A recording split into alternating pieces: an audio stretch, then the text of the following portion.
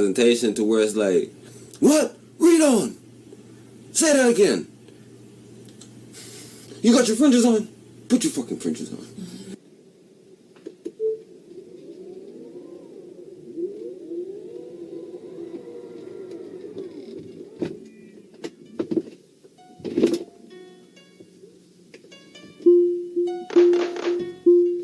Current location 01010 Matrix Boulevard, somewhere in the American Society. Manifesto. Head west on Memory Lane toward North Babylon Trail for 0.3 miles. Turn left onto less traveled road in 700 feet.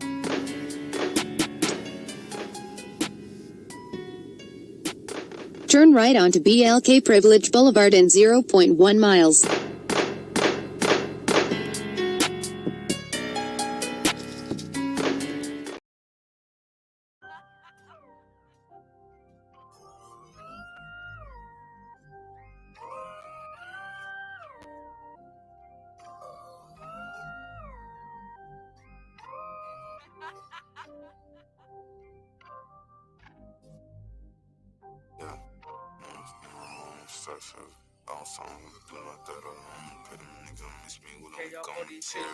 Funeral homes, church service, long songs, pay them niggas don't miss me when I'm gone. My heart been gold, all the game I gave and never sold. Put some elbow grease in it just to get up out that mold. Cause niggas don't take you serious, you ain't out here doing the most, yeah. I be tucked up getting the money, I be getting goals, yeah. Haters won't be at tables when we out here making toes, yeah. Rockin' exclusive shit, it ain't no more going bro, yeah. Niggas is history, little shit in me, I know the energy. Copycat nigga, I know you ain't like that. My aura too big, she know she can't fight that. I don't even know where I'm going with it. Shawty say I need to be more specific. Stuck on a cruise across the Pacific. Brand new island, brand new live. The look in her eyes, I know she timid. My vision been vivid, they talk it, I live it. Moving like this is crisp precision. Get it, it's right, I just move a little different. Tunnel vision on my way to something. I'ma be the hero, here go nothing. Touching money, you can hit it. On respect the motherfucking comments. On respect the motherfucking comments. Turn the lights down in this bitch.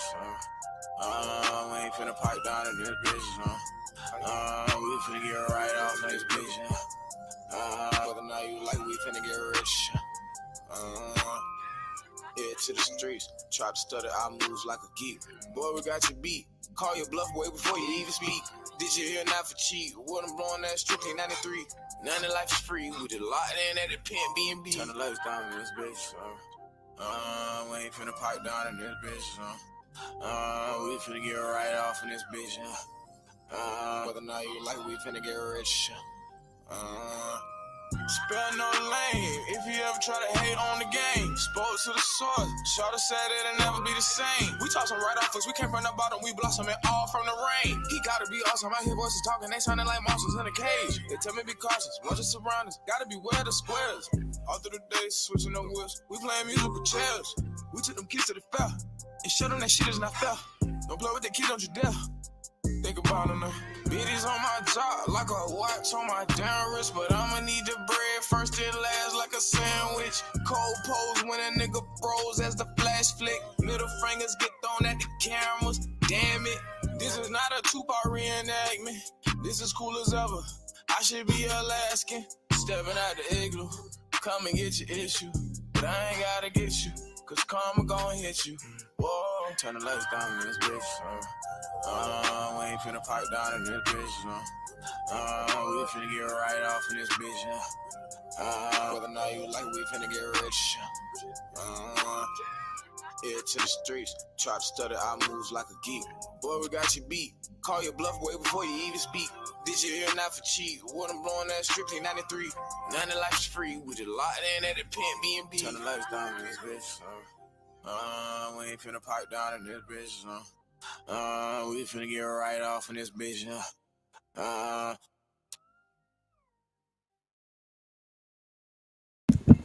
Hi guys, and welcome to another episode of the Wise Magi Godcast. Today we are here with Professor Ross Nati. What is going on, Bridget?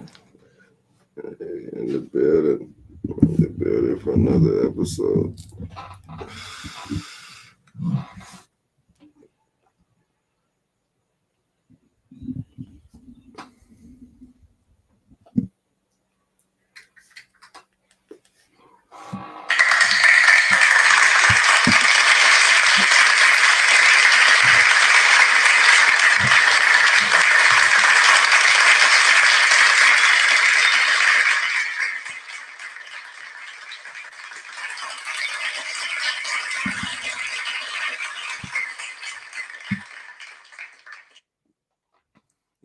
building, man. I always try to start off light. I don't really got my system like I need my system, but the system doesn't create the player. You gotta be a player in any system. So I just gotta figure some shit out. But what's going on up here? Yeah, very there should always be on study or something to pull something up quick, or music or some type of song to have some type of background while we stream through everything. But Okay, I accidentally clicked on this. and we moving slow. No. Yeah, we is. It's over here on this laptop. Okay.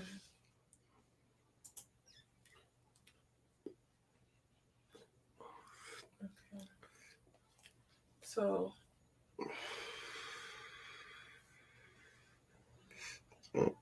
Yeah, this is the only thing that causes a small disarray. I can't really see those Johns over there. As far as the titles exactly, so I'm gonna look it up right here. Okay.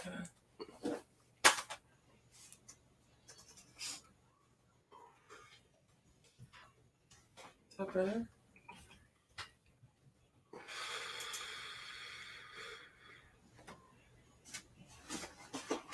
Yeah, you can start right here on this. Why companies need people back in the office. 'Cause I don't want to have people sitting around. Thank everybody for tuning in to this show. But get everything back online in a little bit.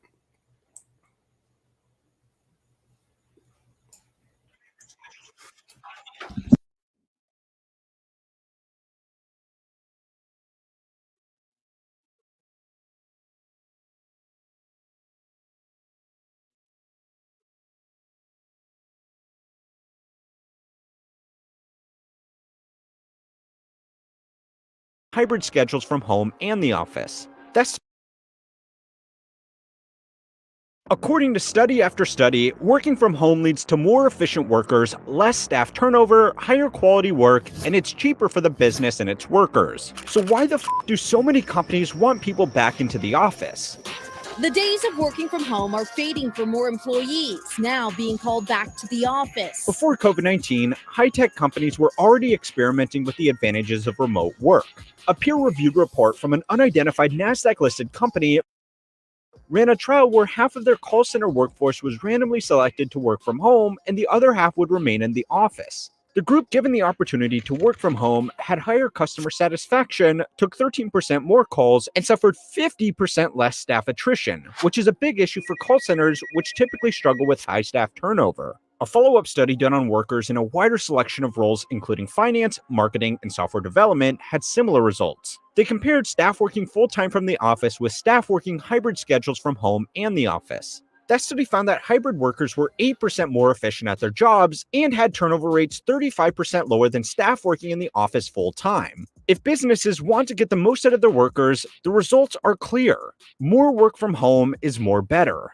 Working from home is also cheaper for the business. Companies that want all of their workers in the office will pay more for utilities like electricity, maintenance, security, and internet that workers would happily provide themselves if they were allowed to work from home. It's rare that companies turn down better results for less money. But in this case, there are 4 reasons that more are demanding their staff come back into the office. The first reason is that a lot of companies are not doing so well right now. Interest rates are high, investors are not throwing money around like they were in 2020, and companies need to make cuts. The easiest and largest ongoing expense for most companies are their employees.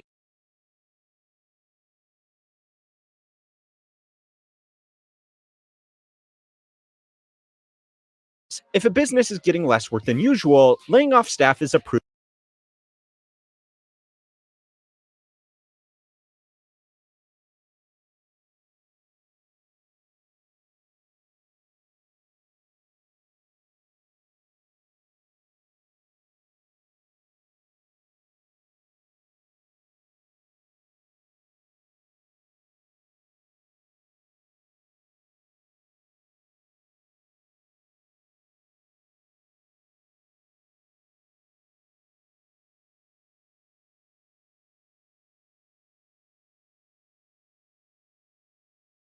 prudent business decision. If a business can cut expenses at the same rate as lost revenue, then it may be able to maintain profits to keep the shareholders happy. If a business is making less revenue, then it also means there's less work to do, so it just won't need as many staff.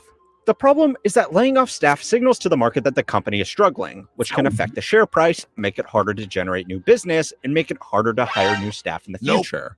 Nobody wants to work for a company that lays off a lot of people on a whim, and customers don't want to work with a company that looks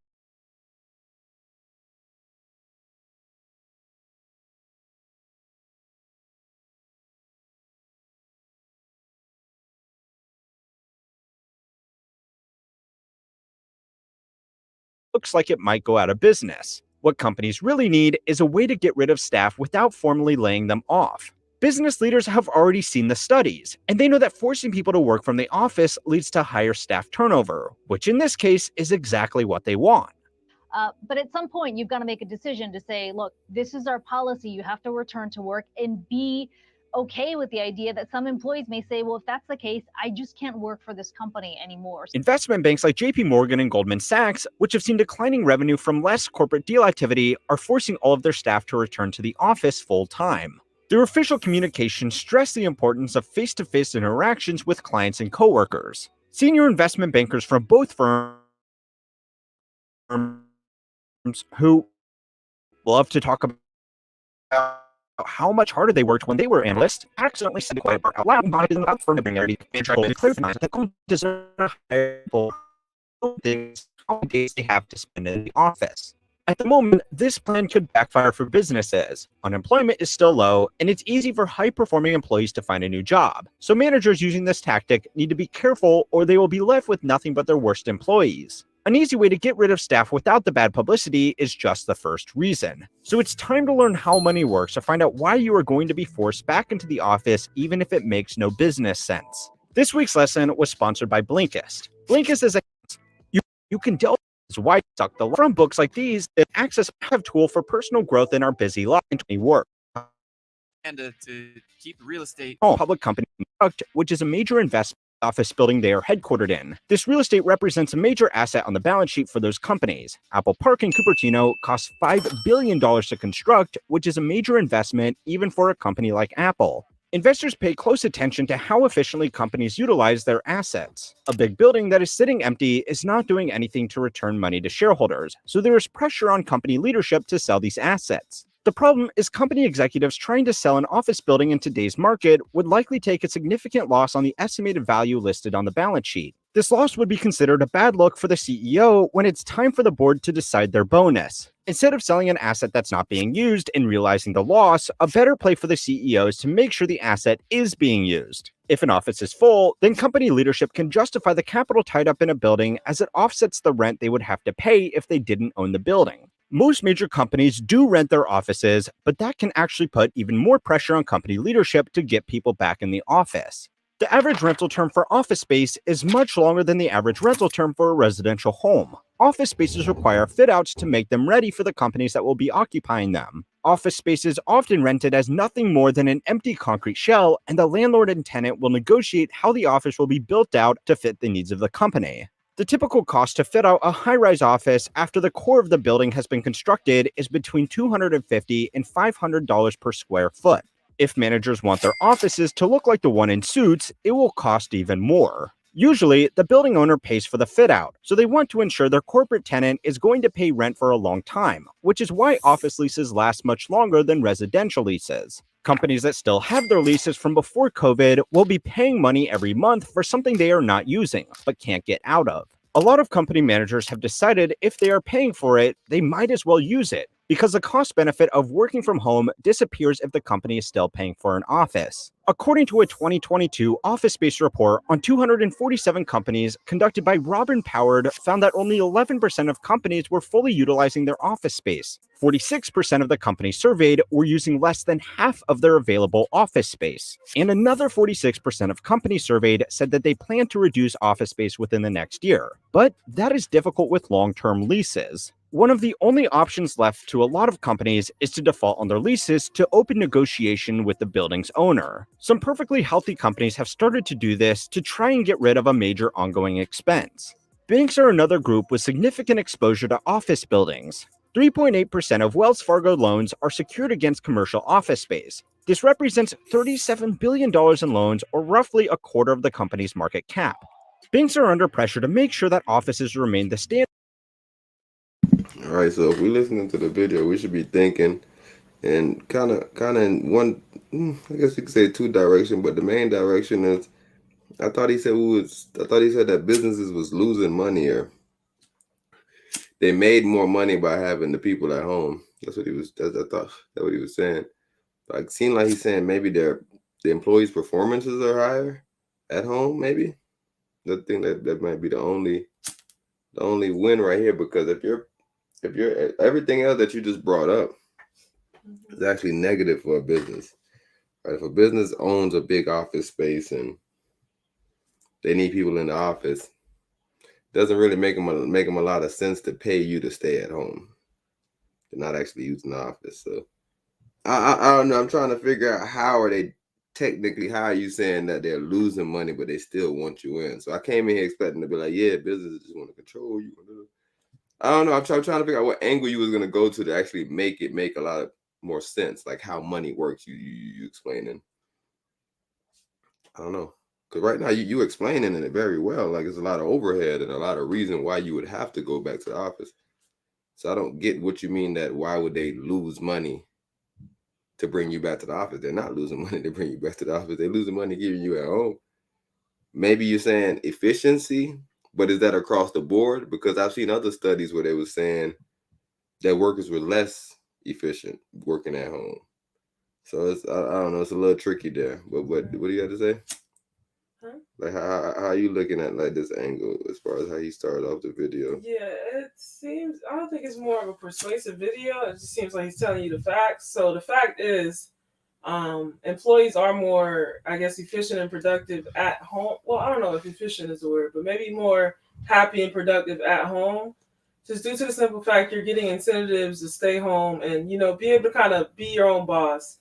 But he's also stating there is this contract of 5 to 10 years that this company is in. So maybe going forward, a company is not looking to have office space and they're like, okay, let's weed out the bad ones now, figure out who are the good ones, and then go back remote once we're done with the contract. But we already got locked into this contract. We don't want to default. So let's just come back in. Let's test the last little piece of lab rats that we have left and see who's actually worth keeping versus who's not worth keeping. Because that's what it seems like it's going to be about. But I don't know. That's just speculation. But yeah, it just seems like he's just stating the facts of the matter. Because it's like, wait, why would you bring them back if they are being more efficient and productive at home? Because it's only one-sided. That's what I just said. I just said there's other articles saying that they're not as efficient at home. Right, and I believe that. I think some people have self-discipline and some people don't. So that's what I'm saying. So that's what I'm trying to figure out from, like, he's not stating the facts. No, he's just stating the data as far as the percentage of who were, I guess, happy and productive. Like, what's the study size that he even used? Because I'm not exactly sure. Good question. It doesn't seem like a large study because, like I said, a lot of the studies that I've seen, a lot of the stuff that I've been hearing from business owners and things like that, it's not very beneficial as far as the workers' productivity. That's what right. So that's what they was caught up on. But he's saying that they're more productive at home. And I'm like, okay, so if they're more productive at home and now I can cut this overhead, why wouldn't they try to do that? Yeah, okay. I think they are. But most of these companies are locked in the buildings. So what do you recommend they do with these buildings that it's an expense that I'm paying for? Not necessarily, because those people are cutting. The people that may be locked in buildings, in my mind, like he brought up Apple. I know for sure Apple is cutting. Yeah, they're already locked in a building, so they have to lay people off. That's what I'm trying to explain. People that's locked in the building is just laying motherfuckers off. They're not trying to bring you back to the office. They laying you off because your productivity low. I don't know, bro. I just think that it's case by case for each business. If people were so productive at home, just leave their ass at home. I just feel like it'll make a little more sense for the business, but I know for sure that the business can bring you in and make you work 4 hours hard. And plus, that could be another thing too, where it's like, okay, we've been letting you work at home full time, and there's been a lot of security breaches. Nah, but that's irrelevant because if they're more productive, based on his study, that shouldn't be something that they should be saying. That's what I'm saying. I'm saying based on his study, based on what he's presenting to us right now. It makes a lot of sense. Well, it makes no sense technically, right? Because at the beginning he said they're more productive, but now right here, the cases that he's presenting is like, yo, it makes a lot of sense. It's like, yo, we already got office space. You got to come back, bro. This is about the business, not about you. If you're not productive. And then he said their main thing is, because the first point that he's trying to sell is that it's about turnover. That's his main shit. So what do you mean by that? They don't want to have the same people working. They want to cycle through people, is what he's saying. Okay. You know, I guess, but he's more so talking about call centers and things like this. So he was saying that's another reason why they want to bring him back in, because leaving them at home, they're more productive. I can't really relate nobody off. I ain't getting no turnover. Okay. So you want to figure out who got the mouse tied to the fan? We want everybody to come into the office so we can see you face to face. We want to make sure you're doing your work. We want to see how much you're going to come to the office. And then, okay, maybe, like you were saying, maybe we'll go back to, y'all can go back home right now. Like I said, we got to lay people off. But then even the simple sense that, yo, the business know that they can bring you in. They can make you work for 4 hours hard and you can get way more done. Why don't they do it? Like, I think everything got to be a bigger scheme to something. I don't know. Are they trying to make money or not? Yeah, I don't think they do it just because other businesses have different setups. Because, like, an example with the warehouse, they were cutting some people's hours. And people were like, 4 hours ain't enough for me. I don't need 8 hours, bro. I need a real job. The hours being cut mean that they're cutting your pay. I'm saying, yeah. Compact the pay within the hours. Yeah. You allow them to do the same amount of work that you're going to spread out and have them walking around and just buying time anyways to just waste time on the clock. Just have them do the concentrated 4 hours, efficient work. Take their time and don't get it done within the 4 hours. Do you have to say no overtime, or like, is it a matter of finishing the work versus 4 hours? Yeah. The 4 hour is so it's like set the goal, get it done type of day. However fast or slow we get it done, we need to get it done. If you happen to be in here after 4 hours, you happen to be in here after 4 hours. No overtime. Right? But the overtime job benefits them. Who? The system, the government. They want you to get overtime. Why? I'm not sure. Slightly, because a pay raise puts you in another tax bracket. You're able to get taxed higher. The government likes to tax people who goddamn take more money from you. So I can see that being beneficial. I can see the government being like, yo, incentivizing companies to be like, yo, give them a raise. So all these different things. And then it's like I said, if you give them a raise, they never ask about equity. Every time you give people more money, they don't even think about equity. Every time I hear KD lifetime contract with like Nike or this guy lifetime, I say, damn, boy, I hope that boy got some lifetime equity. You don't even need lifetime equity because it is lifetime, bro. It's equity, goddamn. So yeah, I don't know, bro. Pray for them brothers. Pray for everybody. Pray for even the people that got to go back to the office space. Because I wish we had equity in that company, goddamn. At least, you feel me? At least give me 1% or something. Because I don't know. It's like, if we're more productive, bro, it can't be just about the office space, bro, because you got a bad deal, bro. That ain't got nothing to do with me, bro. You got a bad deal, cool. We productive at home, like, you feel me? But it's the job, it's the business. Because we even listen to people, business owners saying, yo, I'm not with that 4 hour work week or that 4 hour work day or the 4 day work week. I'm not with none of that 4 day nonsense, bro. Yeah, because I'm just thinking of the most nonsensical and lazy human being. Finding a way to waste those 4 hours, not do any of the work. 8 hours is very hard to waste 8 hours. That's literally all you do in 8 hours is wasted. Without getting nothing done? What you mean? That's why you get nothing done, because you waste a bunch of hours. If you have a compact amount of time to do stuff, you just go hard and you knock it out. So you know once this time is done, you're done. When you got a long time, you have to span out the time. You cannot just continuously work hard. Time is not going to run out that fast. It's 8 hours. So that's the big difference. If you put 4 hours, people work harder.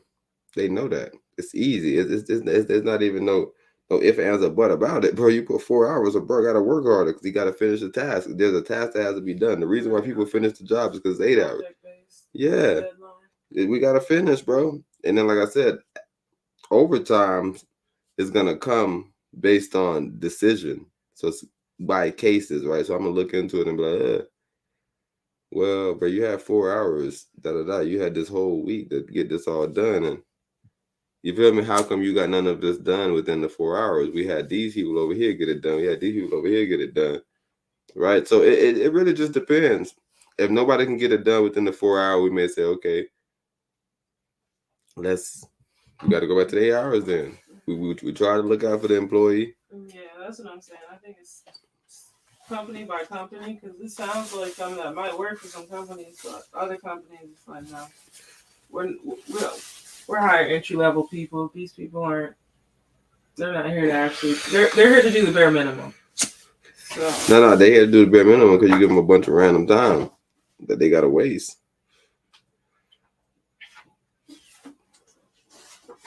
all right, that's argument. If people didn't have a bunch of breaks, bro, people would have to work. It's not the argument. It's what I see it every day. Every time I see somebody, it's like, you can't keep on working. Eventually, you're going to have to stop. But I think people should work. Say if you go to work at 8 o'clock, you work from 8 to 12. You work from 8 to 12, bro.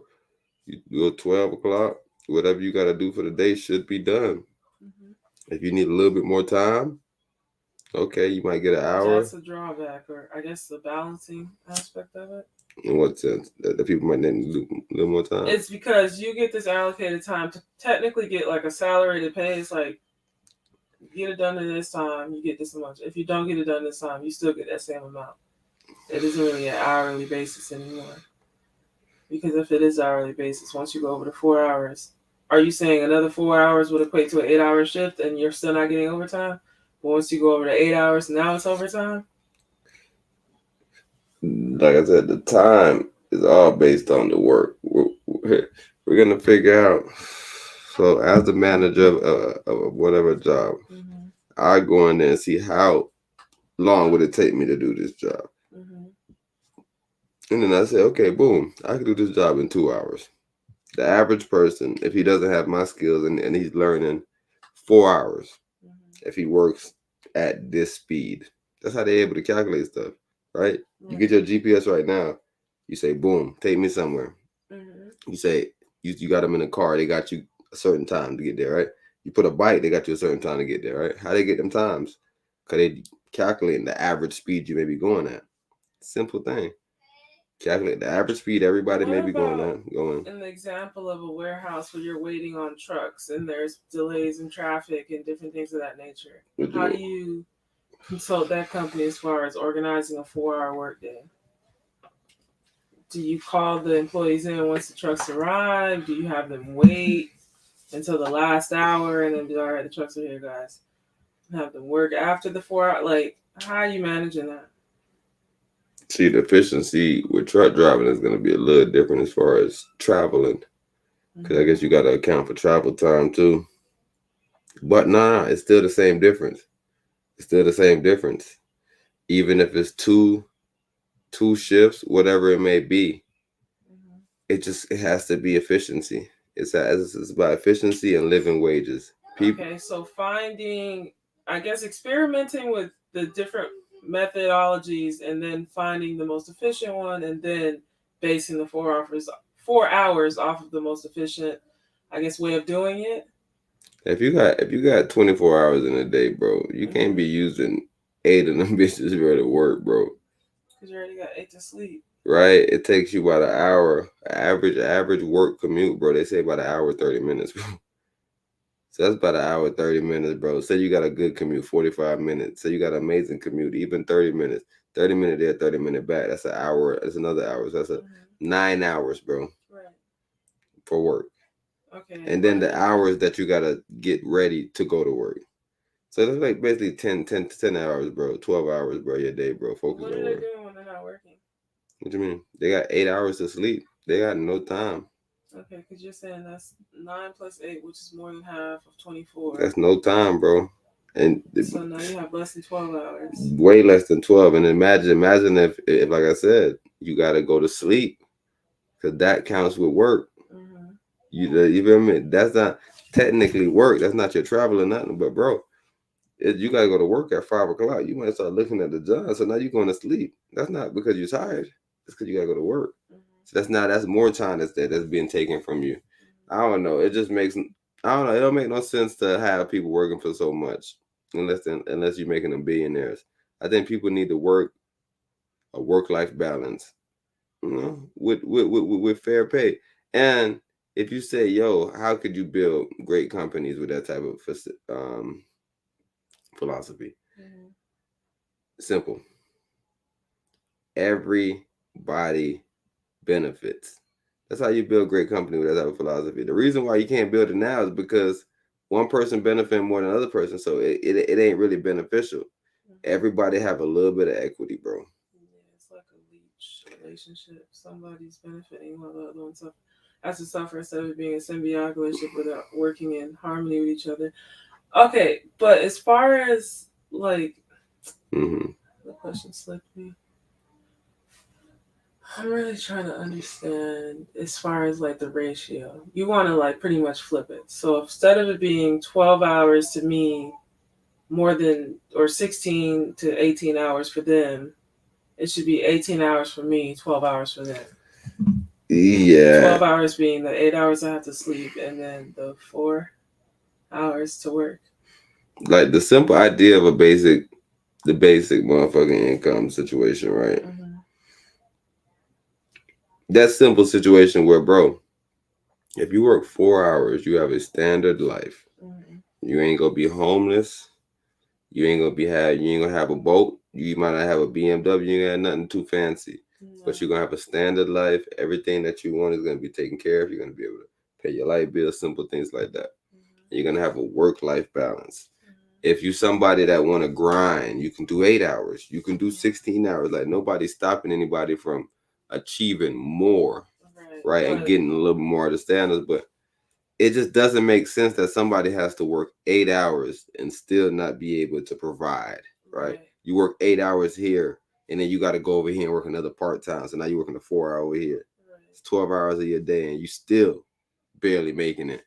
I don't really get it. Are you saying, okay, if they can work a job that provides them with shelter, basic utilities, so on and so forth, they should be good. Okay, but what you're saying, if that person wants to live, I guess, in a skyrise or whatever the case is, they can achieve that by working 4+ hours a day, is what you're saying. They can work as many as they desire. You go, yeah. It's 4+. But as far as at the basic level, if you're working 4 hours, don't have any expectations for a skyrise apartment. Yeah, that shouldn't be stuff that you think that. Yeah, it's just like, yo, I'm trying to. Yeah, that ain't nothing I care about. I just want to buy. Yeah, that makes sense in a simple sense, because at this point it's slavery. It's not by choice, it's by like survival. You're gonna die if you don't participate within the societal frame known as work, a job, so on and so forth. But it's like if you're trying to be an entrepreneur, if you're trying to develop your own business entity, to have to work 8 hours and try to provide at the same time, it becomes virtually impossible. And I guess if we got Taco Tuesday coming up, we could try to get a little more data and present this, because I really want to figure out how much worse the companies do during the pandemic when they had to go to the motherfucking couple of days in the office, couple of days home, or no days in the office. All like, you feel me? Like, I want to figure out like what happened. Yeah, I really am curious to see the level of just hacking, security breaches did they experience from them leaving or letting their IP out of their offices and into the homes of their employees. Did that cause a lot of breaches? Because I remember even when I was listening to the people that was talking about when they had them in the office, how they had them on the surveillance. Because it was like, yo, bro, after a certain time, bro, they start bullshitting, bro. You got to monitor them. And this was somebody speaking, he's a CEO, but he had a couple of different call centers, bro. And he was like, bro, eventually, bro, these people, they just start, you just looking at the screen and you're like, yo, the calls going down, everything is slowing down. What's going on? And you take a gander over there. You're calling it bullshit, but they're over there just minding their business. Yeah. At some point. They're not necessarily, yeah, I guess they might want to be an Instagram star or something. I don't know. Yeah, food reviewer. They're like, yo, they're making way more money just from eating food. Some people would rather get paid to just eat food than to actually do something, I guess, meaningful for society. So, yeah. I don't even know what that means. As far as food reviewers? Yeah. I mean, would you say reviewing food is an essential job as far as in the time of war? It's always going to be essential. That's how Ethiopia got their stance. Spices. Mm-hmm. Spices is for food. Spices is one of the major trades. Mm-hmm. That's for food. Okay. That's how they was a major kingdom, trading spices. Like they had other things too, but food is literally, bro. That's it. That's it. That's life, nigga. That's the life source, right? It's nothing more important than food. Like even when we listen to Professor Bello tell you how important it was after the situation where everybody went to war. It was a lot of injuries, but somebody came together and was like, yo, you know what? We're gonna make some soup jumun. And it was just like, yo, you gotta go around and give everybody some food. Yeah, everybody something. Everybody needs some food. Food is nothing better than food, bro. It's nothing better than food. So somebody going around and doing the Lord's work in the sense of reviewing food, it's the same thing with anything, bro. A food critic, movie critic, everything is essential to me. Everything is essential because nothing is essential. So everything is essential, bro. Because somebody experience is always going to be essential. It gives you it's just like a book. It's just like reading about anything, right? It gives you an insight on something that you may not know about. Gives you an insight on, it's just that I don't know. It'd be nothing more important than that, especially like if I was somebody if I had a basketball team or if I had an army, if I was trying to do anything crazy, I would need to know food science. I would need to know, yo, what this food do, what type of spice that is. Oh, they put this spice in this for what? The ayahuasca, what they use ayahuasca for? Oh, okay, they're supposed to do that with that. And what type of food you eat? Oh, you need to eat that type of food before you do that? I don't know. It's just so much with food. There's so much with food. Even right now, they're figuring out how important food is. They say, yo, you know what? Your second brain is your gut. Talking about the gut microbiome right now, bro. Everybody's talking about the gut microbiome. There's nothing right now more important than the gut microbiome. They're saying that's why people go crazy. That's why people act erratical. That's why people do a lot of shit, bro. Like when we see a nigga outside, bro, erratic, that motherfucker ate some bad food. When you see somebody out there acting sane, he ate some good food. So I think food is a life source. So yeah, somebody going out there critic on some shit where they tasting the food and reviewing the food and they like, yo, this food is disgusting. Nobody should eat this food. And you like, what's wrong with the food? This is oof. You can end up in a lot of spots that you're not supposed to be at because nobody reviewed it. Do you know how we figured out about what plant medicines to use? Because people try them. And then we say, yo, okay, boom. For hundreds of years, people have been using such and such plant medicine. And we've had, in the case of cannabis, no deaths. But in the case of anything else, something extreme like ayahuasca, mushroom, it may be a few dead or not. You feel me? Just where you like, okay, boom, it ain't deadly. But then you have something else where you like, yo, 10 people use it and we had 9 deaths, bro. That ain't the one to use, right? So those are reviewers, right? So everybody is essential just for the universe because, like I said, it helps other people. It helps somebody in the future that may want to eat some nonsense and they're like, yo, no, I got cyanide, bro. We stopped eating that way back in the day. You don't know about that? Matter of fact, that's how they figured out about a lot of these dyes and stuff. These fake dyes that was in the food that was getting these people, these Red Lake 8 and 20, these more damn fruit food. What is that in the back of the dollar? You like, yo, shut up, bro. You reviewing food? What is this? It tastes weird. My tongue is like, bro, you eat everything. Shut up. It's definitely essential because people are on different journeys. You never know. You never know when you might be on a journey, get stranded, and have to figure out what to. Yes, ma'am. Edible and what isn't. So yeah, it's definitely essential.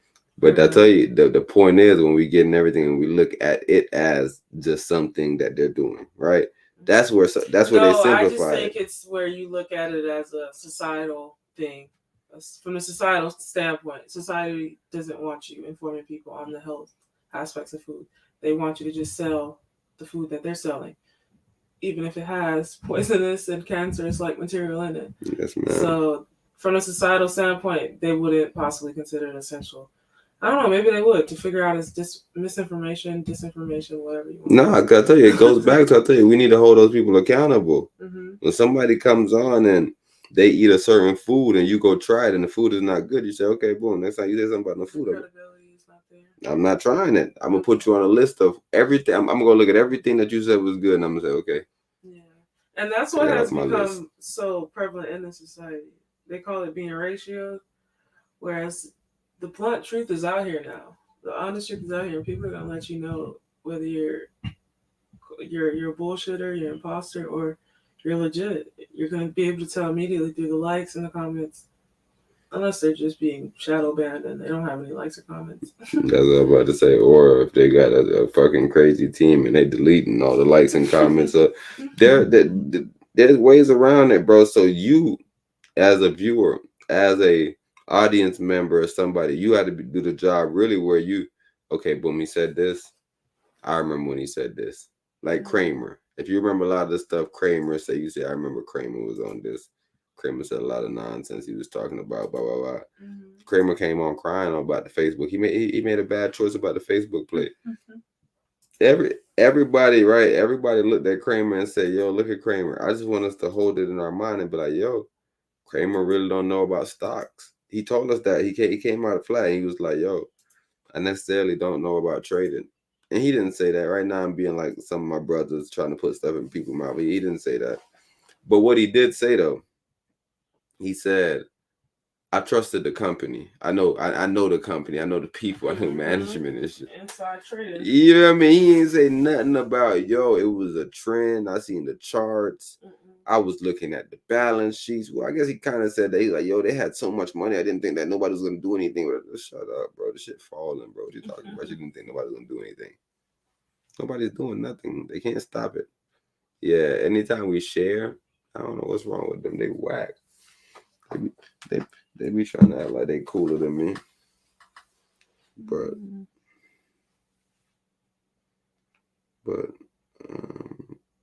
they average. They smoke. So yeah, God. Man. What's going on with us? We back? As far as video, or you're still? I'm still a little glitchy around. Let me see something. I was you run the video and everything. Okay.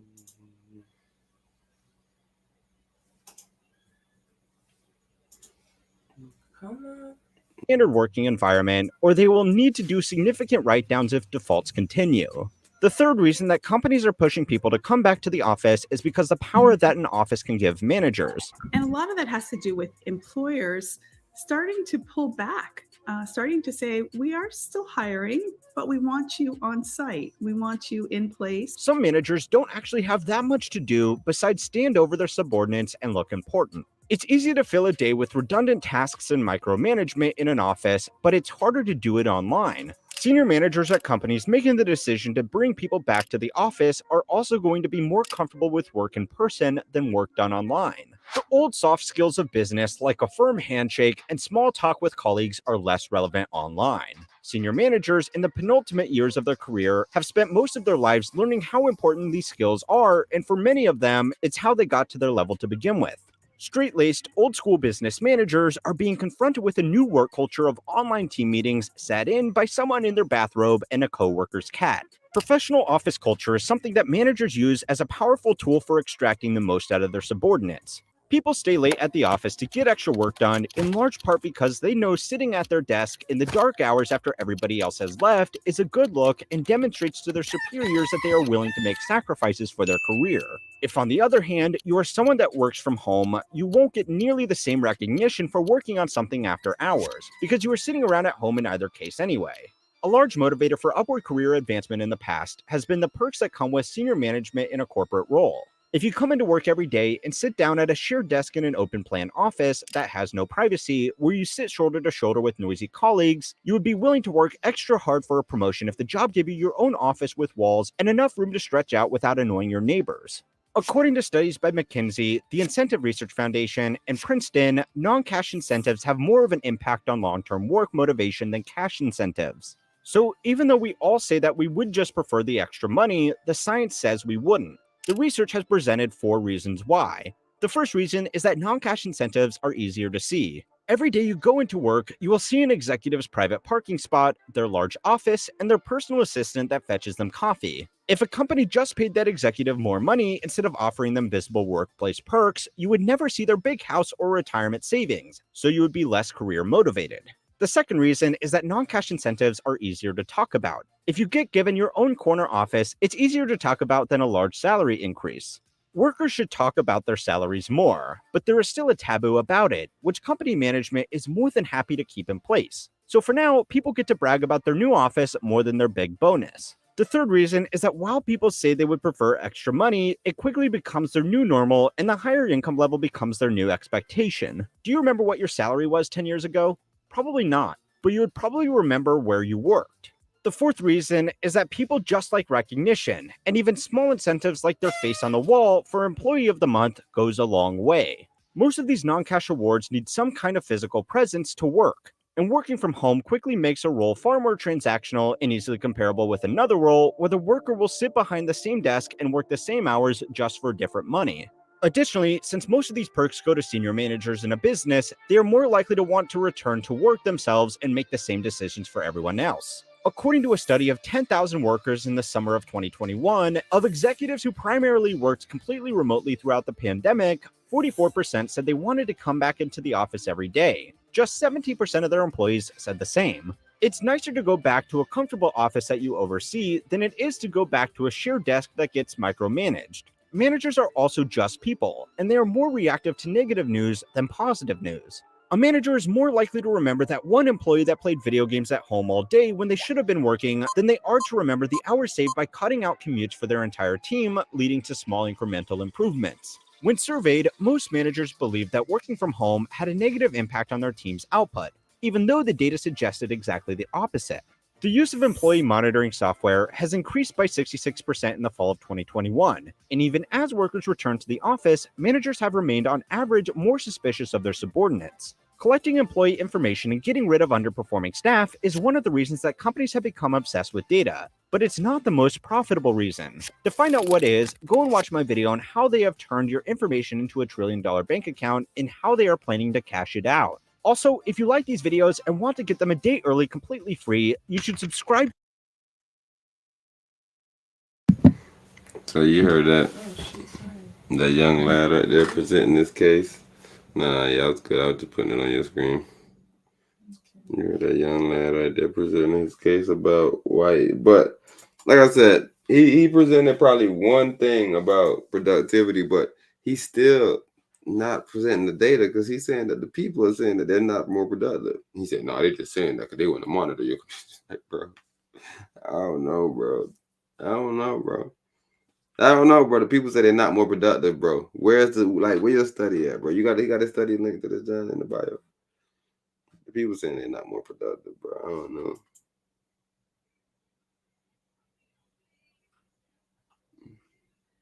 Man, I don't got the study link, bro. Man, I don't got the study link, bro. I ain't knocking you, OG, but I wish you had the study link. I think I should have something else in the study. A brother got 8 in Egypt. You in study right now? I said you in study right now. Oh, you You trying see? to go back to the big study? I'm trying to go to the big study. You got 8? Yeah. See, they be showing me sometimes. It shit might. I literally just watched that video, bro. But I got stuff on Facebook also. If you just wanted to go there. You got a mouse. Okay. Matter of fact, I'll probably be able to pull up an article right here. I do got all this stuff in my Facebook though, but yeah, this one of the articles right here I was gonna pull up. Okay. We got Snoop. Snoop's still working.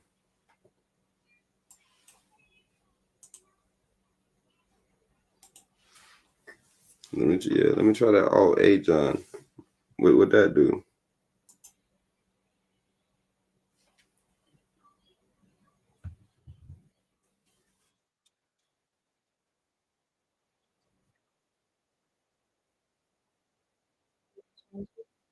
Oh, we gotta share it, huh? Oh, okay. And what you were saying that you need me to do? Snoop voice? Yeah, I'm gonna change it to Snoopy Doopy. Okay. Soros Business Holdings include his nonprofit Open Society Foundations. I need to New York, make sure. billionaire investor turned philanthropist George Soros is ceding control of his $25 billion empire to a younger son, Alexander Soros, according to an exclusive interview with the Wall Street Journal published online Sunday. Soros Business Holdings include his nonprofit Open Society Foundations, which is active in more than 120 countries around the world and funnels about $1.5 billion annually to groups such as those that back human rights and promote the growth of democracies around the world, according to its website. The 37-year-old, who goes by Alex, told the Wall Street Journal that he is more political than his 92-year-old father, who has been a right-wing target for his backing of liberal causes such as reducing racial bias in the justice system. But he noted that the two think alike. Alex said he was broadening his father's liberal aims and embracing different causes including voting and abortion rights, as well as gender equity. He said he aims to keep using the family's wealth to back left-leaning U.S. politicians. Alex told the Wall Street Journal that he recently met with Biden administration officials, Senate Majority Leader Chuck Schumer, and heads of state, including Brazil's President Luiz Inácio Lula da Silva and Canada's Prime Minister Justin Trudeau, to push for issues related to the family foundation. In December, the Board of Open Society Foundations, known as OSF, elected Alex as its chairman, succeeding his father. The newspaper also reported that Alex now directs political activity as president of Soros Super PAC. The Wall Street Journal reported that the younger Soros is the only family member on the investment committee overseeing Soros Fund Management, which manages money for the foundation and the family. During the interview with the newspaper, Alex expressed concern that former President Donald Trump would return to the White House and hinted that the Soros organization would play a key financial role in the 2024 presidential race. As much as I would love to get money out of politics, as long as the other side is doing it, we will have to do it too, he said in an interview that took place at the fund manager's New York offices. Alex is the oldest of two sons from George Soros' marriage with his second wife, Susan Weber, according to the Wall Street Journal. The appointment passes over George Soros' elder son Jonathan Soros, 52, a lawyer with a background in finance. He had been believed to be the clear successor until a falling out and a change of heart. So young Soros stepping in. Young Soros stepping in, and what he's saying? He's saying he's stepping in less political than his dad or more political than his dad. It seems like he said more, right? If I remember reading the brother correctly, I think the brother said he's stepping in a little bit more political than his pops, who was his pops was getting attacked by right wingers. Right wingers was attacking Poppy Dops. I'm not even sure if y'all know that the right wingers was attacking Pops, but that's what he's saying. But he says it directs his political activity as president of Soros Super PAC. The Wall Street Journal reported that the younger Soros is the only family member on the investment committee. Right, so he's the only one on the investment committee overseeing the Soros Fund right now. And that's is that Alex? Alex Soros? Yeah. Alex, 37-year-old, who goes by Alex. His dad, 92. Than his 92-year-old father, who has been a right-wing target for his backing of liberal causes such as reducing racial bias in the justice system. But he noted that the two think alike. Okay, so Alex said he coming in there though more, right? More political. And that's what Alex told Wall Street Journal to their face. I'm more political than LeBron. LeBron came in, he was getting banged on by right wingers trying to just put some social justice. He ain't really know how to push it like me though. His dad was what in the Shackles game. Yeah, that an investor. That a real big investor. Not a real big politic. You feel me? So son said he getting in there. He trying to change some stuff to the left side. So you heard it here first. you got to the left just got him a formidable adversary. Yes. Adversary? Oh yes. The left? Formidable? Why is he formidable? Not him. Me. Oh, okay. A young 37-year-old George Soros son stepping in for the left. So I'm stepping against the left. Hit him with it right. Cause I ain't rocking with Alex. I know what type of time Alex could be on. Alex said he's more political. That's why I keep on asking you that. I keep on asking you that 100 times. Like, yo, he said he's more political. Then he said him and Pop stink alike. But he said, well, his whole thing is to reduce racial bias. I gotta holler at him. Like, what type of racial bias? Like, right here, what are you talking about? Liberal? What are you talking about?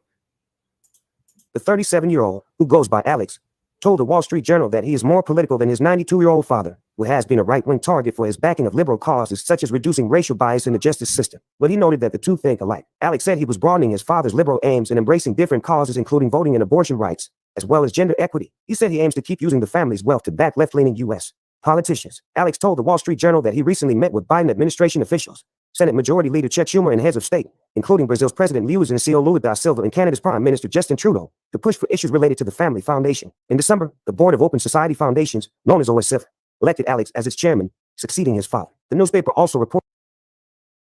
Right, so you hearing what Snoop's saying, bro? Alex has stepped up. He's the new Soros in charge. Let's see what we get from this new Soros. Let's see if it's a new. You can turn the camera off. You can turn the camera off. Yeah. Let's see if new Soros is in the building. But yeah, that's what's going on right there. I just definitely wanted to cover that really fast. But then I want to jump into this next little small story. Brittany Griner. She was it's this little small incident. She was at the airport, right, and just felt like she was just being heckled a little bit. You feel me? Some little hecklers in the strangers? Yeah, just a group of hecklers. Some hecklers, man. You know, some hecklers. And you know, he a heckler. Turn that to the heckler.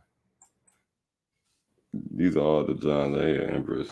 Okay. So we just ran through Soros. That's Soros right there, I think. Okay.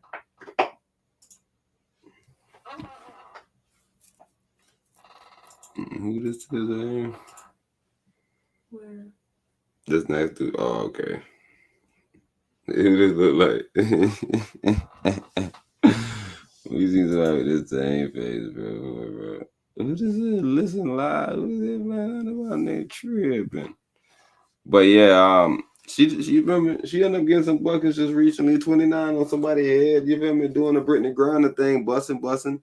But you know, fans. Some people is not really respectful, bro. So she's at she's just walking through the airport, you know, about to catch a flight, blah blah blah blah blah. Some maniac catches her and starts screaming nonsensical things such as, "Do you hate America?" Type of things the man is screaming. Phoenix Mercury made travel adjustments following airport incident with Brittany Griner. Indianapolis, at Phoenix Mercury coach Vanessa Nygaard had one goal before taking the court Sunday. She wants the WNBA to take additional steps to keep her team's traveling parties safe and secure. One day after Mercury center Brittany Griner was confronted by a provocateur at Dallas-Fort Worth International Airport, The two coaches and a handful of players suggested more charter flights could help prevent any future run-ins with outsiders. We will ensure that our players in our organization and our staff are safe, she said. We will be making travel adjustments that maybe should have happened before, but right now we're going to prioritize the safety of our players, and we've seen that the organization has supported us. The incident certainly didn't impact Griner's performance. She scored a season-high 29 points and grabbed 6 rebounds in an 85-82 victory, just the second this season for the Mercury. Griner usually speaks to reporters following the first road trip to each city, but Mercury officials decided to not make her available Sunday. Clearly, though, the incident had an impact on Phoenix. Longtime star Diana Taurasi's pregame advice to Griner was simply to breathe, and Taurasi asked the league not to shrug it off. It's unnerving to be in a situation like that, and unfortunately, it was literally the first time we were in public together, said Taurasi, who turned 41 on Sunday. That can happen for our players or coaches. The safety of everyone comes first. Basketball is secondary to all that. People have families, kids, and to be put in that situation really is pretty disrespectful not only to BG but to our team, to the league. So hopefully they can take steps into making sure the security of our players throughout the league is at the forefront. Nygaard echoed those comments during a 75-second pregame statement in which she offered support for Griner and concern about everyone who made the trip to Indy. She also said Phoenix already has adjusted its plans for future road trips, though she declined to provide details, citing league policy and team safety protocols. The controversy stems from a 93-second video posted Sunday by Alex Stein, who was shouting at Griner. He questioned Griner on topics ranging from whether she hated America to whether the trade for a Russian prisoner was a fair deal to obtain her release from Russia. Griner was released in December after being detained in Russia for nearly 10 months on drug charges. She did not respond to Stein and has not spoken publicly about the airport incident since it occurred. No one should be a victim of targeted harassment, Nygaard said. I'm grateful that our team and our staff are physically well, and most of all, I'm grateful that BG has been back here in the United States for 185 days now. If her being home makes some people mad, I think that obviously says more about them than it does about her. Griner has been warmly received by crowds at home and on the road all season. This past week, she played twice. Her home state of Texas and Indianapolis was no different Sunday as fans gave her the loudest ovation of any opponent during player introductions. Griner's security has been a concern since before the season began.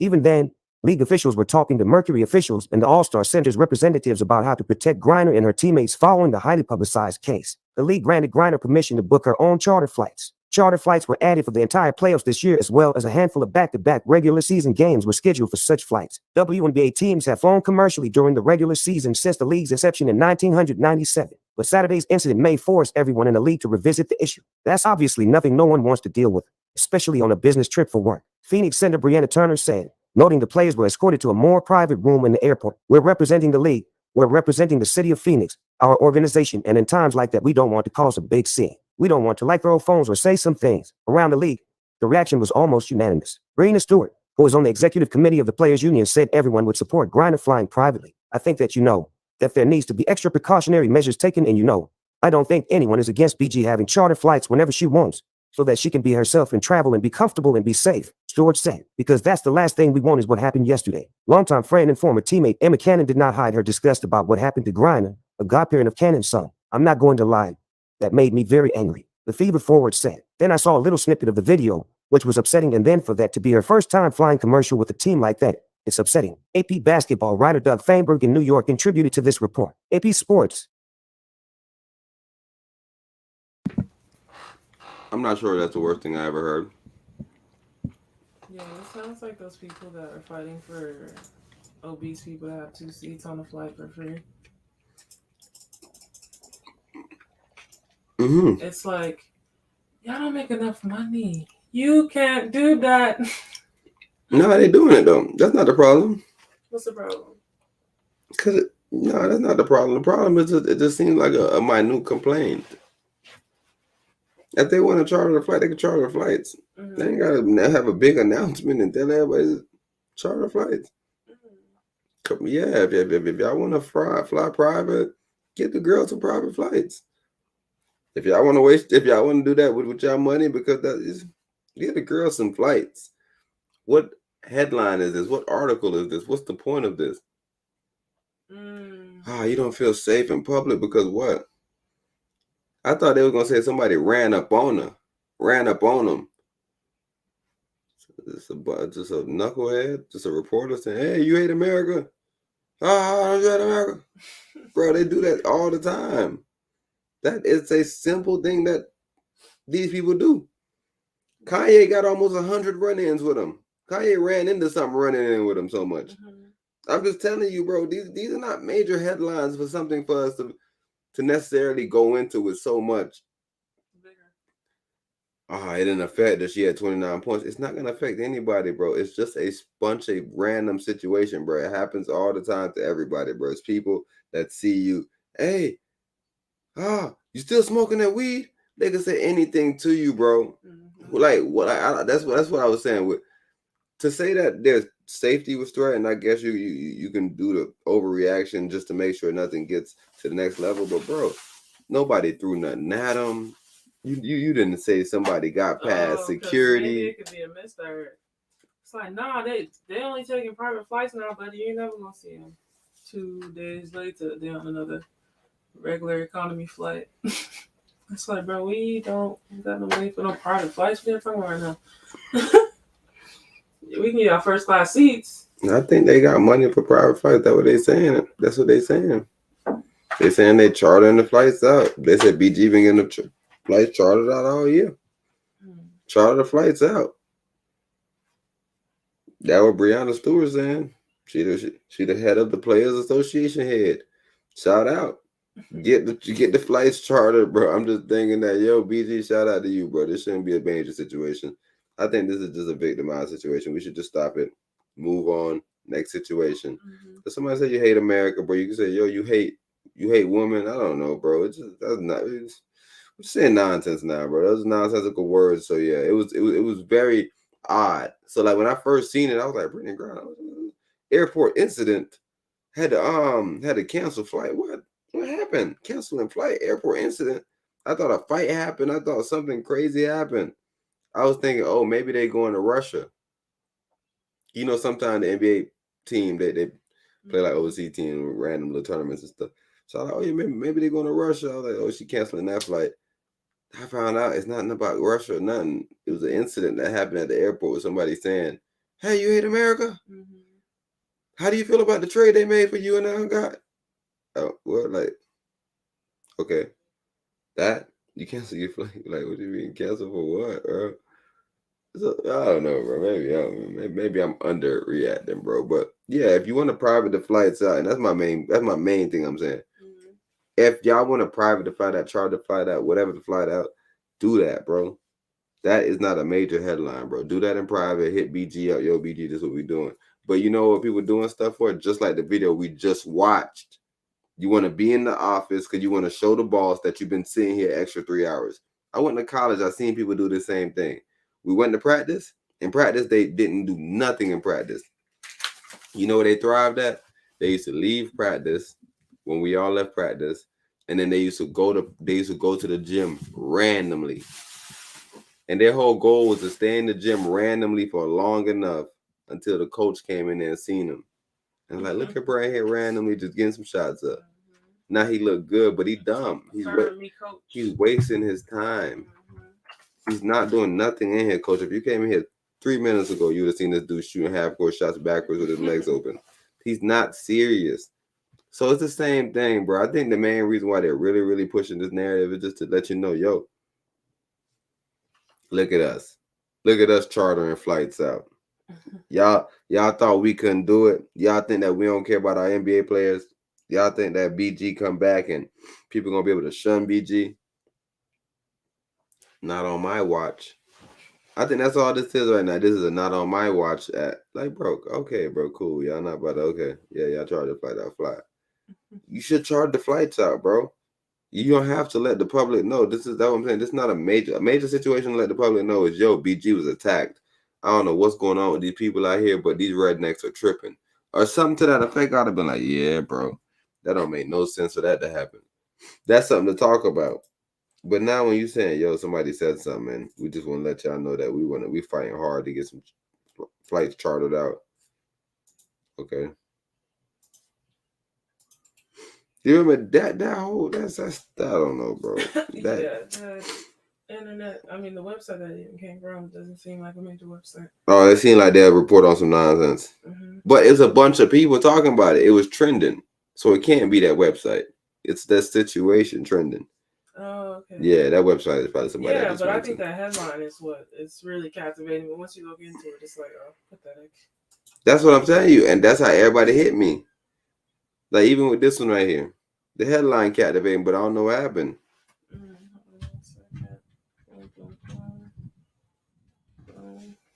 Dana White reacts to Conor McGregor injuring NBA mascot with viral punch gone wrong, followed by Joe Murphy /NB via Getty Images. Dana White isn't surprised that Conor McGregor hurt the Miami Heat's mascot. Asked for his reaction to McGregor's latest attention-grabbing stunt, White indicated the people who invited the former two-division champ onto the court should have been a little Hey, Speechify here. You have exceeded your daily HD word limit. In order to continue enjoying your experience with high-quality voices, please upgrade your subscription by clicking the upgrade button. If you are not ready to upgrade, you can continue listening with non-HD voices.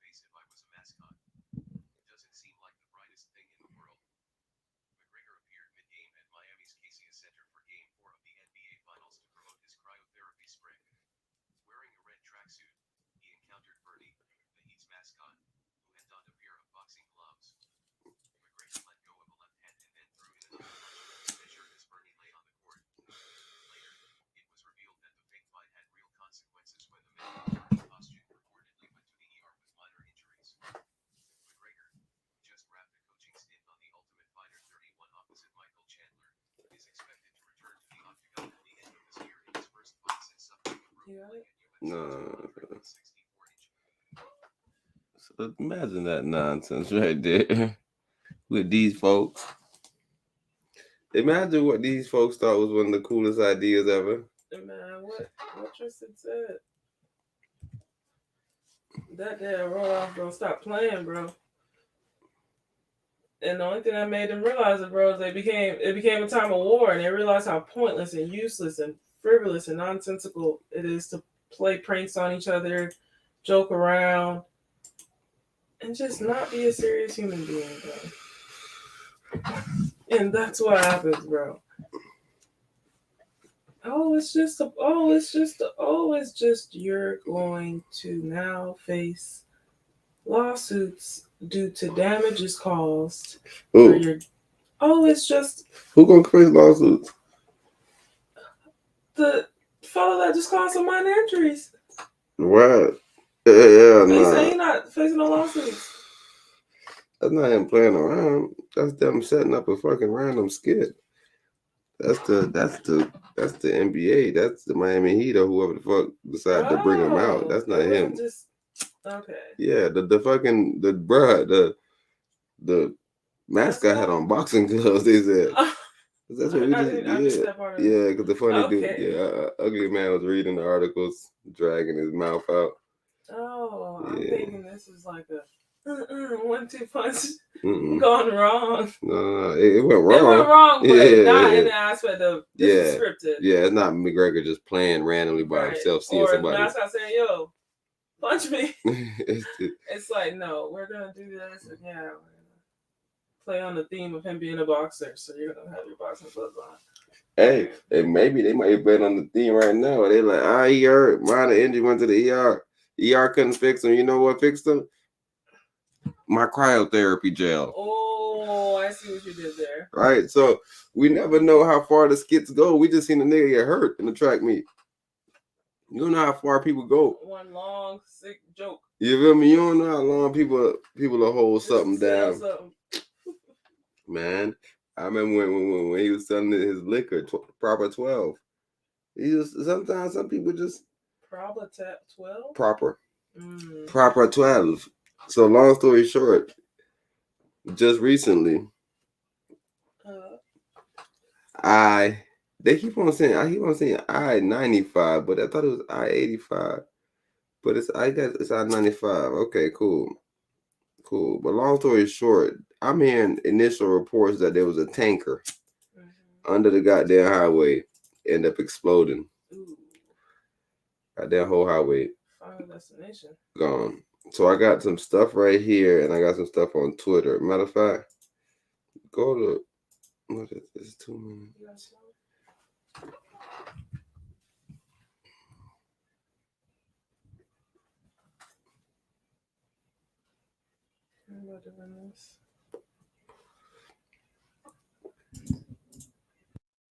Just live tonight with details about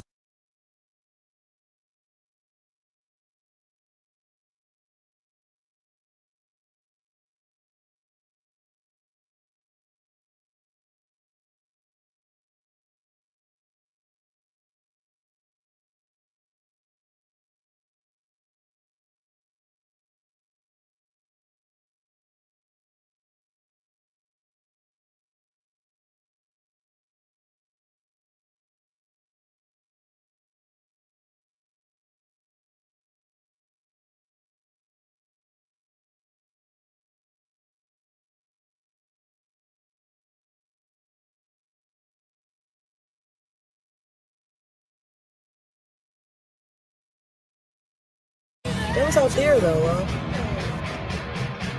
It's right here. Whatever it is right there. Should I call the cops? Look, it's whatever it is. It's underneath. It's coming out the middle too. You can see it. Because people are just fucking sitting there trying to watch it. Like, what the fuck? Holy watch shit. Oh, look, be careful. What? That's what it is. Oh shit. Oh shit. Oh my god. Yo, these people right here, y'all brave.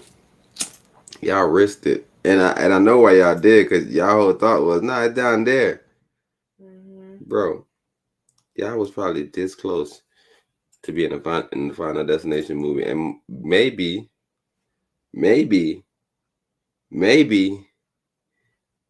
hey, check under your car when you get home. Check under your car when you get home. She probably had a premonition that something was going to blow up. Y'all tripping, bro. You just seen so much black smoke, so much fire, so much everything. And you driving. Oh, whoa, you hear the road cracking. You got the, bro. Terrace-Dale? That's her name? No, it's Locust. Oh, Torresdale. People around Northeast Philadelphia are already seeing extra.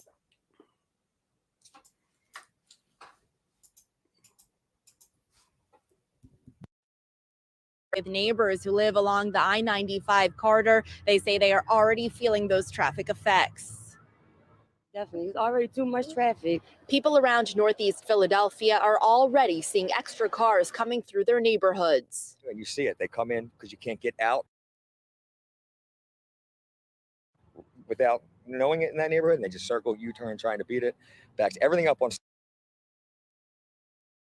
state road. It was crazy this morning. It must have happened. I was traveling back to the house when it happened.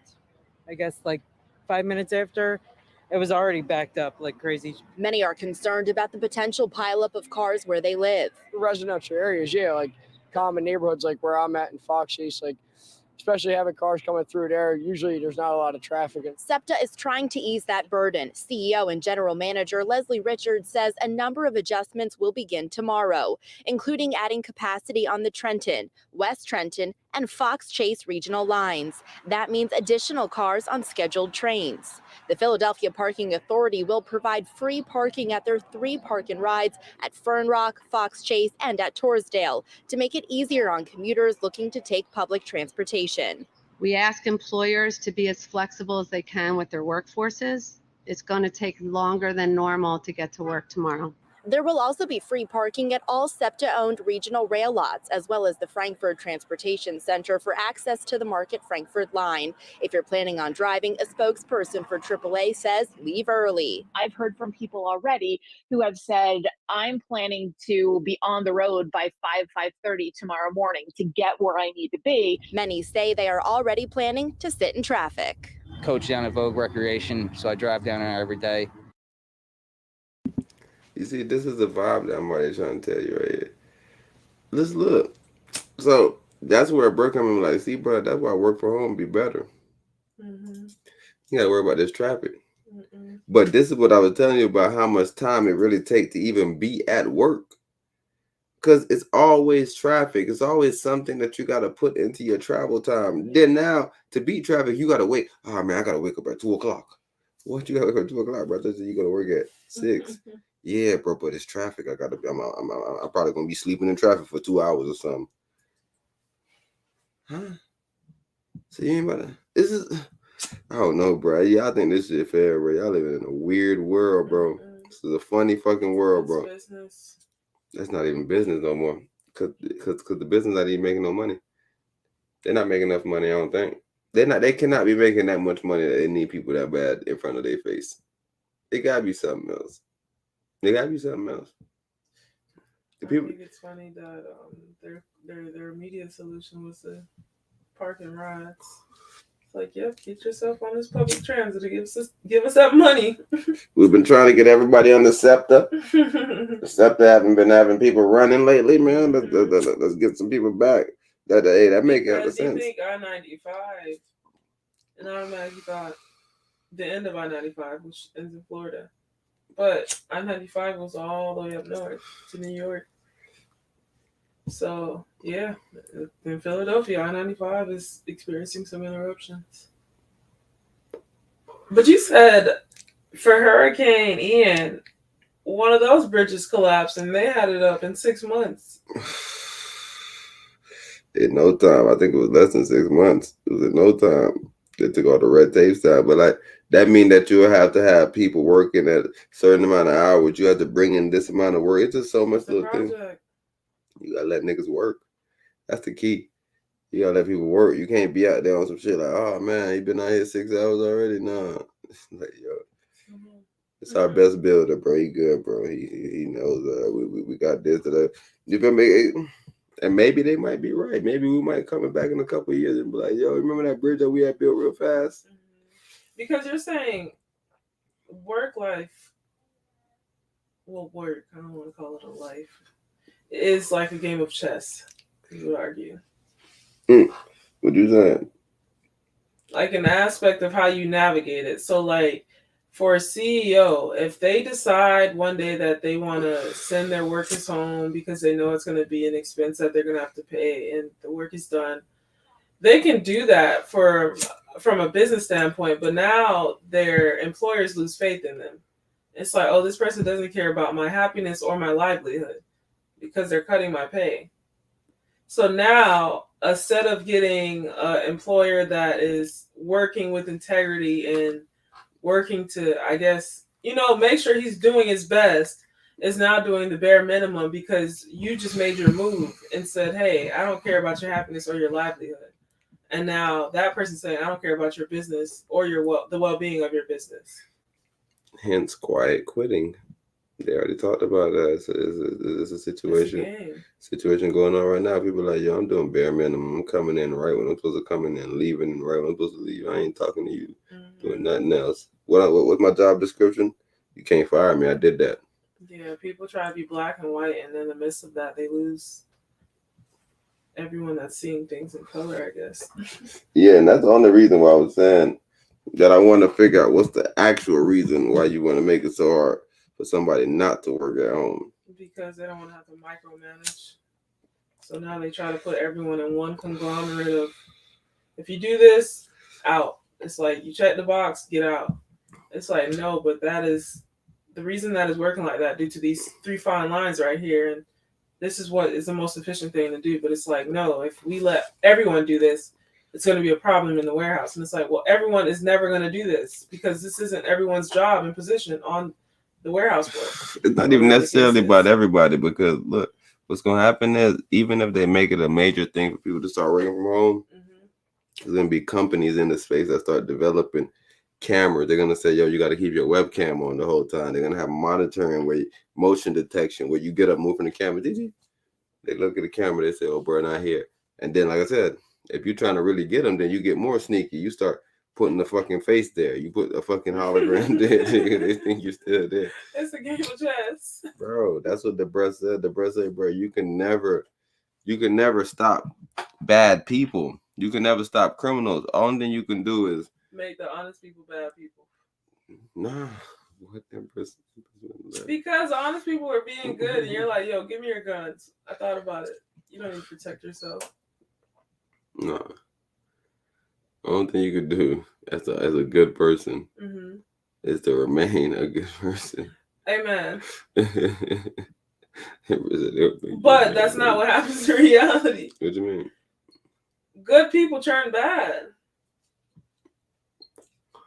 What do you mean by that?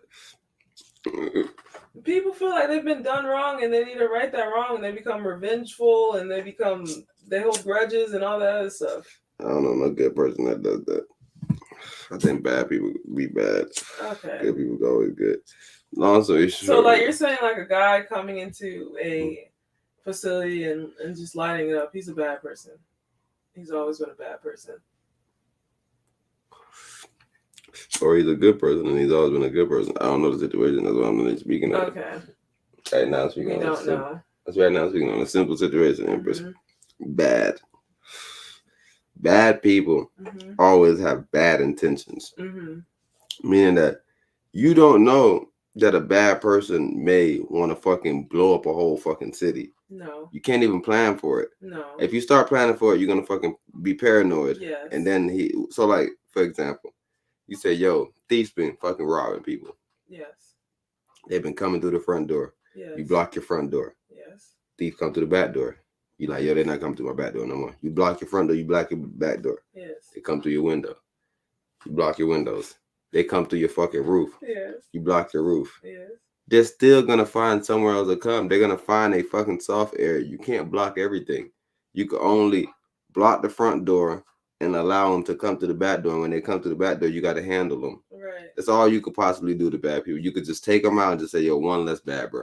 Right. But there's no way to be like, bro, you gonna make other people bad. No, no, it's nothing you can do to bad people. Bad people are always gonna be here, bro, and good people are always gonna be here. Right. But if you make good people bad, what you're saying, you start giving them arms to go attack people.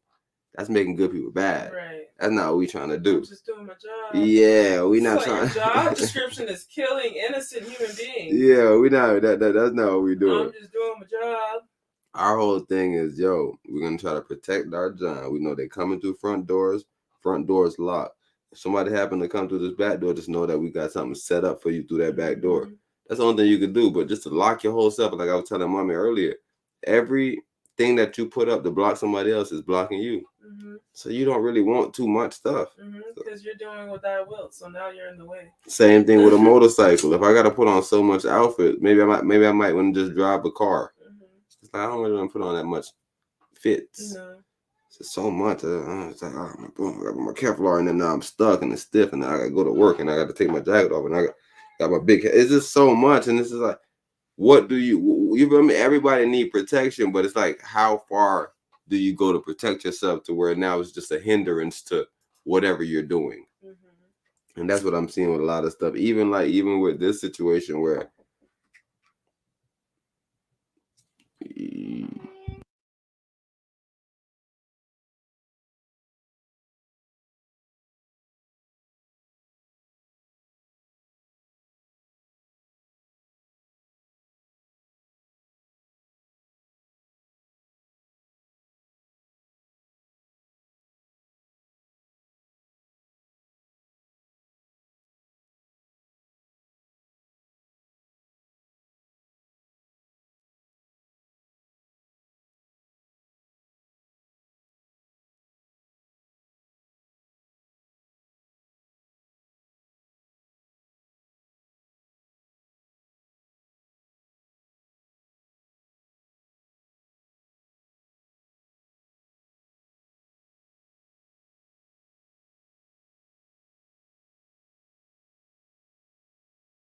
Instead of taking a half hour, it'd probably take me about an hour.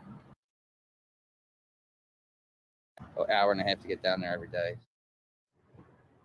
Yeah, officials say you can expect to see a backup tomorrow in traffic as people figure out which alternate routes work best for them. If you are planning on taking SEPTA, officials do want to remind you that you can use your credit card on regional rail, and a conductor should be able to help you with that. Reporting live here in Northeast Philadelphia, Katie Cat. do you think they came in and was like, yo, SEPTA free for this next little week? Nope. You can park for free though. But you're not giving you the fare for free. You got to make money. Hey, you can use your credit card. they let you know. They let you know easier ways to pay. Yo, don't worry about it. I know payment. Payment might be. You ain't got to skip no beats with us. Come pay us. Payment might be a problem because I know a lot of people like, yo, I don't ride the bus. I don't got no bus tools. I don't got no bus tools, y'all. Okay, so this is the other part. Look how flat that guy laying, man.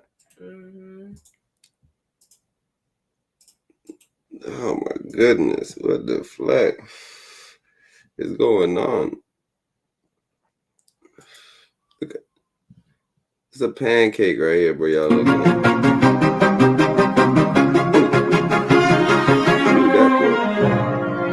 I don't know if that music good. That Batman music probably could play too, but I don't know where it came from. You see that shit, I think that'll get me.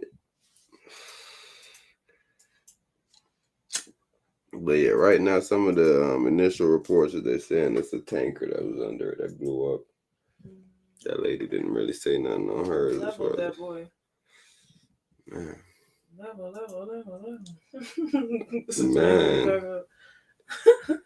Man. And then you know people clowns. So you remember the Hot Wheels? And if anybody remember the Hot Wheels, the Hot Wheels set where you start at the beginning with the track and they pull you and shoot you around the Hot Wheels set and you go and you zzz. It's a Hot Wheels set we all had. It was a real cheap Hot Wheels set. It was a standard Hot Wheels set. I'm gonna go to the Hot Wheels set, bro.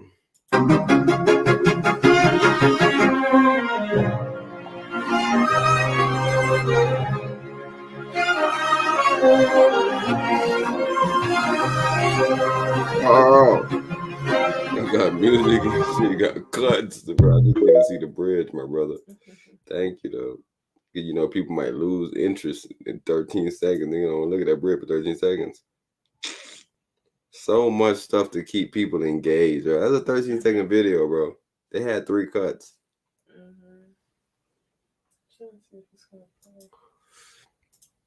That's wild. What that is? 30-second video. Okay. And can you go? Because I think I got something else on there also before we get up out of here.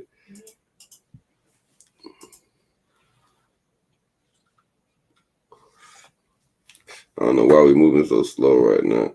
What's wrong? Oh, man. So, yeah, it might be these 2 guys out here, but I don't even want to show them, man. This is our safety people. I don't even want to show them. People might be like, yo, I'm showing safety, people. America, don't worry too much about the I-95 collapse. We have the best people in charge. Man, they saying we got the best people in charge. It's a meme. It's a meme, but it's one of our. Satire, I best. It's our guy. It's our guy, Booty Judge. It's our guy, Booty Judge, and him and his guys is just guying out. Shout him out. Never put no hate on Pete. Never put no hate on Pete.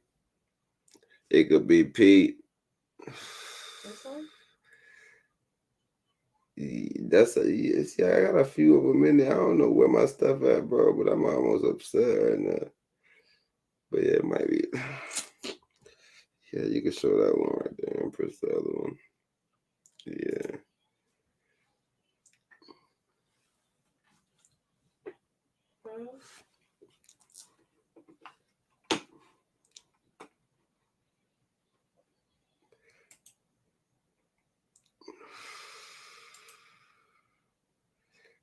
Which one you been using? This one right here.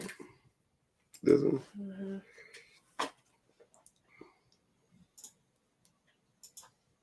So yeah, this is an image of, I guess, our distance, the smoke still burning. There's another image to the left, top right, of the actual collapse while the fire is done. And yeah, this is an aerial at the bottom right. And now, can you read this tweet for us? Because I felt like this was something that was very interesting to be said. I-95 collapse in Philadelphia, $100 billion for Ukraine, and nothing to prevent America's infrastructure from falling apart. Right, so that's what they saying. But I seen somebody else say, yo, Biden, tell Ukraine no more money. Defense fund going to blah, blah, blah, blah. Yo, what are we going to do in this situation? Where's this money going to come from? Who's going to fix this goddamn bridge, bro? I think it needs to come from people first, asking the question, what is the incentive of being a public servant known as a politician? What is the incentive? There's no real money in it, right? Allegedly. I'm here to lead my people. And why is corruption so prevalent in politics? I don't know about no corruption in politics. That's what they're gonna tell you. Do you not remember Trump being so corrupt in politics? But yeah, Trump was bad. Trump was he was in Russia. This is Ukraine. We were Ukraine. That's what I'm saying. Russia is bad. Did you realize that the Russia situation was actually fabricated by the Clinton administration? See, that's what I'm saying. That's QAnon conspiracies. That's what I'm saying. You got to think about it. Nobody thinks that. Nobody says that. That's QAnon? Nobody believes that. Trump is QAnon? Trump is a Russian spy. You remember those guys that ran into the January 6th and did that heinous crime and almost took over the country? Oh, the ones that were being escorted around as if they were walking through a museum? Nah, not those ones. The ones that you guys paid that are on payroll as federal agents? I think it was the R.I.P. to Sick Nick. You remember Sick Nick died? They hurt Sick Nick. That's what I'm saying. Them people there was evil people that day that was really out there to hurt people. They was no good. So I don't know because you got to think about January 6th. Some people almost took over our country, bro. Almost lost our country that day. And we're never going to forget that day. So right now, we're donating our money away from America. Look, bro, we were just complaining about how sad we was about how niggas attacked us internally. We took all that money, sent it to Ukraine. Now we got hit with COVID, but we got hit with COVID even before that shit. Still sent it to Ukraine. Now our bridge down, still sent it to Ukraine. Now Ohio been going through what Ohio been going through. Still sent it to Ukraine. Detroit, still sent it to Ukraine. They said, I mean, Empress was listening to her brother earlier. I don't know if Empress was listening to her bro. But bro saying the same thing I'm saying. We got to start holding people accountable. You told me to get the Ring doorbell, bro. They came back and said that if I had the Ring doorbell in my bathroom or in my house, I should go back and be. They said I can't do nothing really, but they said just they let me know. Freedom of Active who accessed my iCloud cloud storage for my Ring camera. People just looking at people, bro. I know so much people that got Ring cameras and they ain't got no subscription no more. Cause bro, the cameras was just watching them. They ain't had no footage. They don't got nothing. All they gotta do is go online to their cloud. And then once they lose their subscription, who got the cloud data? Cause they don't get the data back. They don't got no fucking footage. The cloud is somebody else's cloud now. Bro, you ain't pay me a subscription, bro. We locked you out. The camera footage, dog. The camera. Yo, that's crazy, bro. And I'm telling you, every time, even when me and Empress was looking for our cameras, the first thing I was saying, I was like, yeah, I don't want no subscription-based cameras. I just want some cameras, bro. I'm just looking for regular cameras like people used to use cameras back in the days. Shit that look at people and you can, and then best, worst case worst, you got it on your phone. But yeah, bro, you just want something hardwired in your shit, bro, where you're not necessarily on the internet with this, nigga. This is just a box with some goddamn with a chip. You got a 4 gigabyte, you got a tetrabyte, you got some type of data saving chip or data saving device that you're using. That's all you need, bro. You don't gotta send your shit on the cloud, bro. Bro, you're risking it. The only thing you should be sending on the cloud is nothing. Nothingness. Nothingness, bro. I'm telling you, worst kind of worst, bro. You get you on your own little personal camera. Bro, you better off getting the decoy cameras than getting them cameras, bro. Because we got to start holding people accountable because people tell us to buy things. And then when stuff like that happened to us, do they hold us accountable? I heard a bro talking earlier. He was saying that he was telling people about some little trade lines. And sent somebody to a bad site. And he had to pay 10 bands out of his pocket. Because the trade lines ain't hit for nothing. The trade line, matter of fact, took from them. Nigga went and tried to use one of the trade lines, nigga, and the person tried to sue him like, yo, you tripping, bro. Who that thing went up in flames. Who paperwork is this? Who paperwork are you presenting to us? So I don't know, bro. We gotta be very, very careful about the people putting us on stuff. If people putting us on stuff, we gotta be like, yo, you rock with it? And they be like, what you mean I rock with it? No, I don't rock with it. I'm just putting you on it. Why you putting me on it so much? Like, what you got invested? They paying you or they paying you? Paid you to promote it. It's like, bro, they paying me something nice, but I like the product. It was a good product. How you know it's a good product? Can you? How long have you sat with it? You telling me about a vape pen and you don't vape? Shout out to Jimmy. Jimmy did an ad one day, and Jimmy was like, Jimmy ain't doing a vape pen ad. That'd be funny. Jimmy doing a health ad about greens. Jimmy said, I don't get my greens. And he said, so Bob, how we trying this? And I'm gonna let you know how it goes. And it's like, but he's telling you about it right now, like, yo, you should try it. But he not necessarily say he's not saying you should try it based on him trying it though. He said that, yo, I'm starting to try. Yeah, I'm gonna start trying it and I'm gonna let you know how it goes. So I was like, man, I might have wait for Jimmy in the next couple of months. Yo, that's funny. But as a sponsor though, Empress, you might have to sit with a creator for 6 months, a year. Like, you feel me? You might have to sign a year contract so where he can actually review your product while sponsoring it. You feel me? So even if he don't like it at the end, he can be like, yo, matter of fact, remember that product I was shouting out is bullshit. Because it's only fair, bro. If you send a product for 30 days, bro, and you say, yeah, review the product. Contract. You can't say it's disparaging. All right, don't say it's shitty. Say, yo, this is a good company. But I ain't advertising no more. No, advertising, because the thing is, you know when you stop advertising somebody, if you hit them up and tell them the problem and they don't try to fix it, right? You said that's a problem. That's the only time it's a problem. If you're doing business with a company and they got like a shit site, and you like, yo, bro, if you had this and this and this going, it'd be a lot better. And they don't take none of that into consideration, then you say, okay, I'm gonna leave. But for you just to make that decision without letting them know what you're trying to even get out of it, yes, ma'am. So yeah, in good faith, me and Empress about to get up out of here. We'll get our little rest. We'll be back in here for sure. I want to get back in here Tuesday for sure, but I want to do your favorite shows come on the same time every week. Your favorite shows come on the same time every week. Manifest. You can't change it. No, not Manifesto. That's what I'm saying. Your favorite shows. Oh, That one. oh, you saying that's this one? I'm outdated. It's back in the days when shows was airing on Tuesday night at 8. Go to the TV guide. Tuesday night at 8 p.m. But Stay tuned. your favorite shows at the same time every night, and we're gonna start getting the schedule locked in to where you like, yo, get your popcorns. Yeah, you're gonna have to start. Okay, boom, I gotta tune in. I know the show tonight. I need to get my stuff ready. Blah blah blah. Do I got my item? Do I have my phone? I need to start trading. I know they're gonna talk about some stocks. Whatever. You need to make sure you get your items.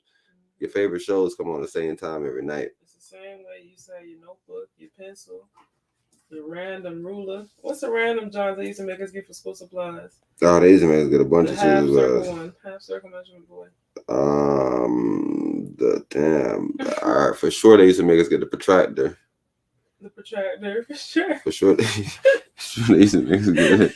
Stupid ass half Green circle. paper. Bro. Hey, but yeah, when we jump on that Black Wall Street bed, boy, y'all better be locked in because Ford up, Tesla up, Google up. Honestly, at this point, we're just building percentage portfolios, bro. And yeah, either get with it or get lost, bro. Bro, I'm telling you, they listen to the cast. They remember what we told them, bro. Like, I'm supposed to, man, you just told me something. Matter of fact, let me check this John really fast to see because I was telling somebody else something with this other one too. And I had a bunch of little Forex plays. I hate Forex. I don't trade Forex, but you know, it's charts. So sometimes you just go chart out some shit and just come back just to see if you're right. You're gonna always be right if you pay attention. I've been seeing a lot of people gas up Bitcoin. Remember I told you I gotta be very, very careful of these people. They be talking about nonsense. Right? They be telling you shit when it's way too late. I remember I was telling y'all about McDonald's. I was telling y'all to make sure y'all get a sell position. So McDonald's is falling, but it's setting back up for that daily. It just got a daily crossover again, but. Besides the quarterly on McDonald's, bro, like literally for McDonald's, bro, I would let everybody do the buying and I'm just sitting in the weights and I'm just like, yo, I'm just trying to get better and better sell positions. If I'm a nigga that trade options, I'm almost foaming at the mouth. I got a couple contracts 6 months out. I got a contract 2 months out. I got a contract 1 month. I got contracts.